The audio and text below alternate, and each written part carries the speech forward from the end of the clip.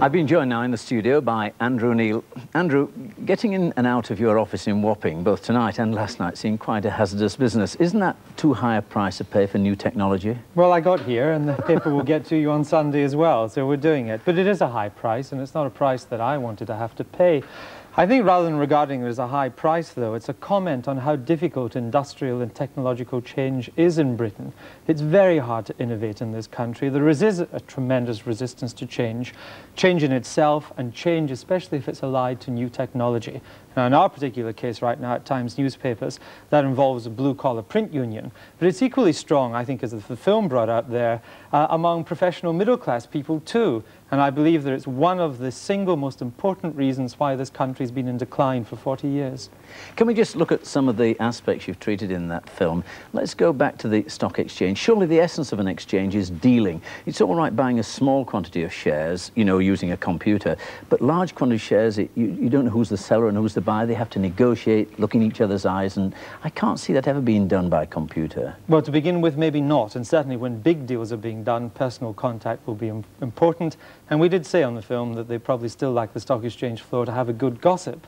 But individuals, shareholders, small savers right now who might be intimidated by the stock exchange and by the paraphernalia and professionalism of it, they might well want to use their terminal sitting at home instead of putting the money into a building society or the local savings bank, might well want to buy 100 Apple shares or any other kind. And the small saver will benefit from that access. But how are you going to regulate them? At the present moment, the stock exchange is quite carefully self-regulated. Surely the individual shareholder, there could be a lot of cheating and funny business going on. There could be to begin with, but any new form of technology has to be regulated in some form. The difficulty is that the old guard don't regulate it in a way that tries to kill it off. You know what happened when the motor car was invented? The horse carriage trade got an act passed through Parliament saying you had to have a red flag, someone with a red flag walking in front of you, doing no more than 4 miles an hour. That kind of regulation I'd be very suspicious of, but clearly we have to invent new rules, as the stock exchange is doing right now, simply to take advantage of the information technology. Rules are not a problem, they'll come all right. But what's going to stop me from ordering 100,000 News International shares and not being able to pay for them when I have to? Well, I'm glad that you've got the faith to continue to buy shares in our company because you realise it's a very profitable and progressive concern. Well, what will happen, I think, is that to stop that is that you might well have to press your credit card into the machine, and on the magnetic strip on the back of that, it'll read your credit rating, your credit worthiness, and stop you at a certain level. It may well be there'll be special credit cards for dealing in particular shares or in a particular part of the stock market. The one thing we find is that if there's a new technology that people want to take advantage of, they'll soon find ways around people cheating on it, which we wouldn't expect you to do for a moment. Let's go to this, the law, because there seems to be unnecessary job demarcation between solicitors and barristers, and there seems to be quite an overlap. A bit like print unions, actually. A bit like the print unions, absolutely right.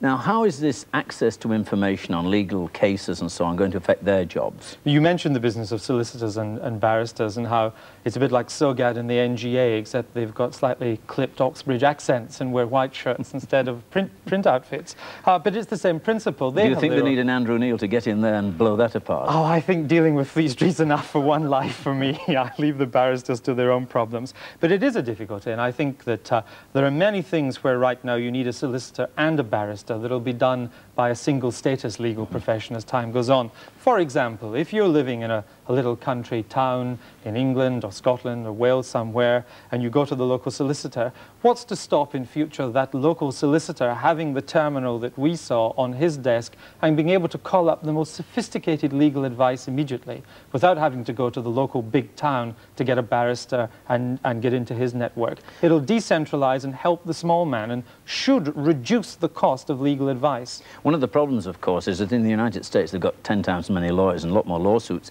but the cost of establishing the database is the same. It's probably going to be quite expensive initially in Britain. Yes, it will be expensive initially, as is all these things do. You remember the cost of a colour television set when it came. Remember the cost of a TV set itself or a transistor radio.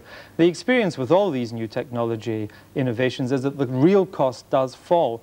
One way, of course, of sharing the cost is we think in very nationalistic terms. Even on the film that I made there, I was talking about creating a British legal database.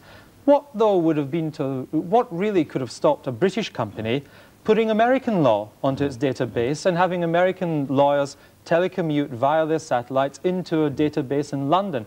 I know a fire brigade in Sweden that uses the database of its town with a computer based in Cincinnati in America.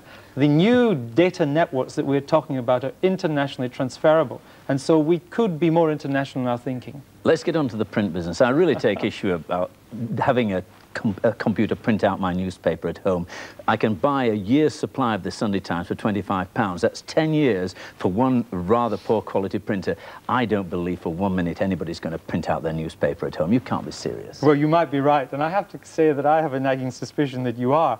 What I didn't want to be accused of, though, is because I'm sure as lawyers and stockbrokers and stock exchange people watch that film tonight about what I was saying about them, they're always shaking their heads and saying, that'll never happen. Doesn't he realize 50 reasons why it won't? So I didn't want to be accused of being narrow-minded when it comes to my own industry, of not taking that technological leap forward. It could happen, but it will be slow. Doesn't it all assume a huge drop in actual cost to the end user? Yes, telecommunications? it does. But the one thing we know from modern telecommunications is that the cost of using it falls dramatically. Thank you, and thank you very much, Andrew. People who are used to doing a job in a certain way are often the last to see how it will be changed by information technology. Well, next week we'll be fathoming out what's meant by artificial intelligence, another growth area in information technology where Britain is in with a chance. And finally, yesterday, Sinclair launched the Spectrum 128K, which has been on sale in Spain for some months. You may like to know that we'll be taking a look at it in a fortnight's time. Until next week, good night.